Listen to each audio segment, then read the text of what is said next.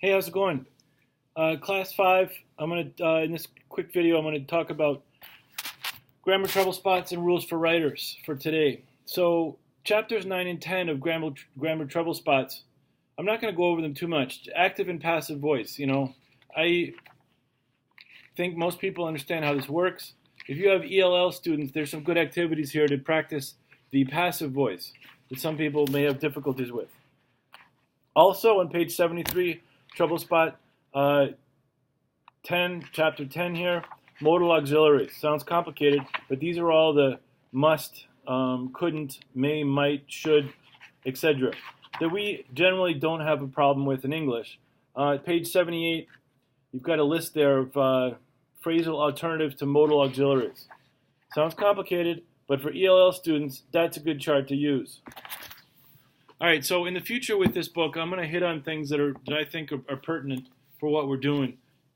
Those chapters have some information in there, and part of the course is reviewing your own grammar. So please get in there, learn some of the terms, practice some of the exercises, and if you have any questions, send me an email.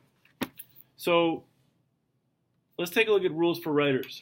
So for today, we've got section 31 here.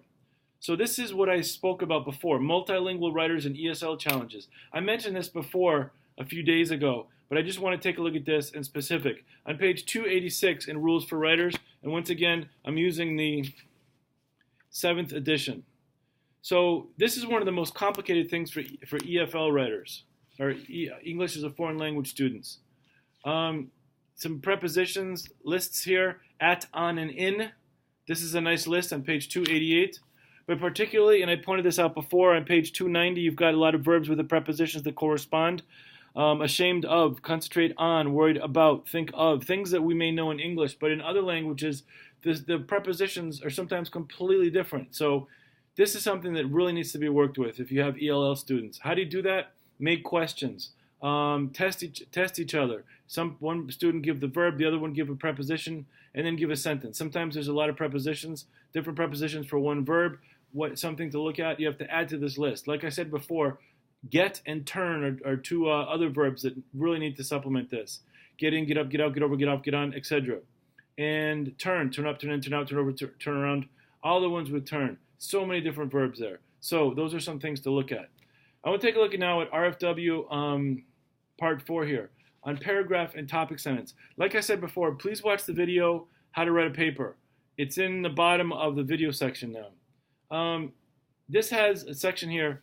This is starts on page 50 in Rules for Writers, 7th edition. But this is interesting because it explains a lot of the things that I talk about in that video, but it's got more explanation on certain points. So for example, if we take a look here, it talks a lot about examples, illustrations, topic sentences, but it also describes different types of writing, description, compare and contrast, process. I'm on page 58.7. Analogy, cause and effect, definition, classification, division. We're practicing some of these in the class, in the reflections, but there's a lot more here to look at.